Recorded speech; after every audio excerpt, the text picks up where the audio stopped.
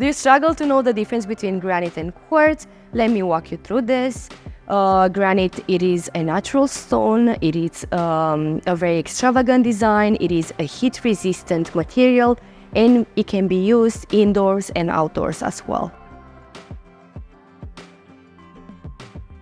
Quartz, on the other side, it is a manufactured stone. It is a water-resistant.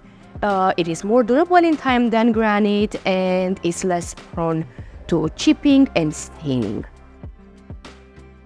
The option is really up to you and up to your needs. If you're looking for some natural pattern and something to look at and never get bored, granite would be the best option for you. If you're looking for a really modern kitchen or for selling it in the future, quartz would be a better option because it's more plain, elegant, and calming effect.